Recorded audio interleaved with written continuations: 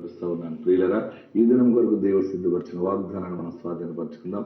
పరిశుద్ధ గ్రంథం నుండి మనం చూస్తూ ఉన్నప్పుడు యెషయా గ్రంథము 11వ అధ్యాయము 11వ వచనం ద్వారా ప్రభు మిమ్మల్ని దర్శిస్తూ ఉన్నాను.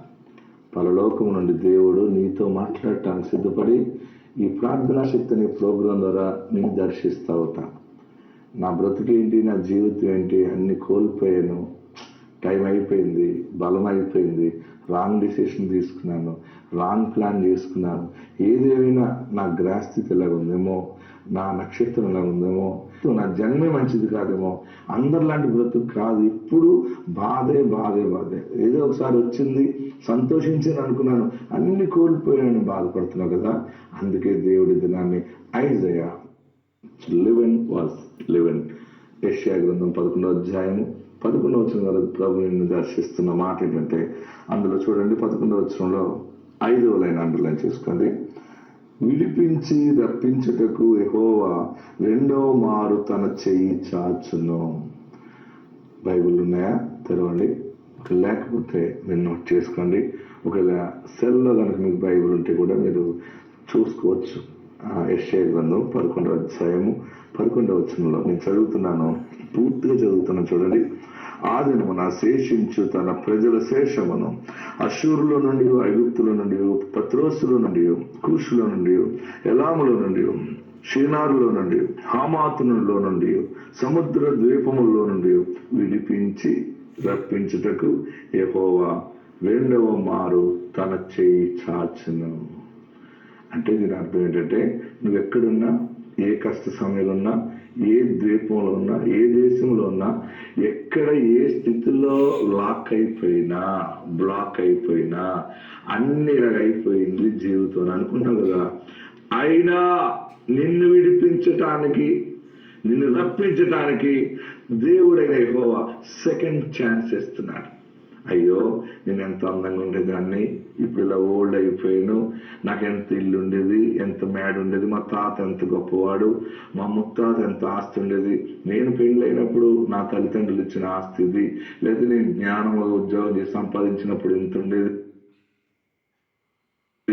ఈ రోజంతా కూడా తీసుకోవటం వల్ల, మరి తెలిసి తెలియని వ్యాపారాలు చేయటం వల్ల, ఇవన్నిటి వల్ల మాకు ఏం జరిగిందో తెలియదు, హెల్త్ ప్రాబ్లం వల్ల మాదంతా కూడా కోల్పోయి మళ్ళీ సామాన్యులుగా అయిపోయాను నా బ్రతుకులో. ఇప్పుడు ఏదైనా చేద్దామంటే నాకు సరైనటువంటి బలం రావట్లేదు, జ్ఞానం రావట్లేదు, వెళ్ళి వ్యాపారం చేద్దామంటే ధైర్యం సరిపోవట్లేదు, ఇంక నా జీవితం అయిపోయింది. పిల్లలు ఇలాగా ఉన్నారు, పిల్లల్ని సరిగ్గా సెటిల్ చేయలేదు, అది జరగలేదు, నా భర్త ఇట్లాగా నేను ఇలాగా అని కృంగిపోతున్న నీతో దేవుడు మాట్లాడుతున్న మాట ఏంటంటే, నిన్ను మరలా ఆ కృంగిపోయిన స్థితి నుండి విడిపించటానికి, నిన్ను ఆ అంధకారపు లోయలో నుండి పడిపోయిన స్థితి, అప్పుల ఫైనాన్షియల్ గా పడిపోయిన స్థితి అయి ఉండొచ్చు, లేకపోతే హెల్త్ పరంగా పడిపోయి ఉండొచ్చు, లేకపోతే దేవునిలో పడిపోయి ఉండొచ్చు, ఎక్కడ పడిపోయినా మళ్ళీ రెండవ మారు ఆయన చేయి చాపి నిన్ను పైకి లేవనెత్తి అద్భుతమైనటువంటి ఆశీర్వాదకరమైన సియోను కొండ మీద నిన్ను నిలవబెడతాడు. ఆల్రెడీ ఒకసారి మంచి రోజులు చూసేవేమో, ఆ రోజులు ఇంక నేను చూడలేనని అనుకుంటామేమో, అయినా దేవుడు మరలా రెండవసారి చెయ్యి చాపుతున్నాడు. ఆయన చెయ్యి చాపితే ఎట్లా ఉంటుందంటే ఈ రీతిగా ఉంటుంది. నేను చెయ్యి చెప్తానండి, ఆయన చెయ్యి ఇలాగుంటుంది, మన చెయ్యి ఎప్పుడు ఇలా ఉంటుంది. బాగా మంచిది. మానవుని చెయ్యి ఇలాగుంటుంది, ఆయన చెయ్యి ఇలాగుంటుంది.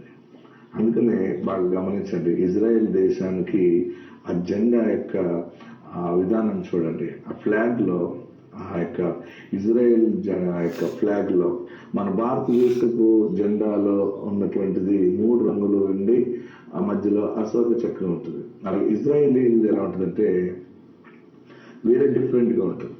ఓకే, అది ఎట్లా ఉంటుందంటే, దేవుడు చెయ్యి చాపుతున్నట్టు, కింద నుండి మానవుడు చెయ్యి పైకి ఎత్తినట్టు. అంటే మాకు సహాయం నీవే బాబు అని ఇలా పైకి ఎత్తుతారు. బాగా గుర్తుపెట్టుకోండి.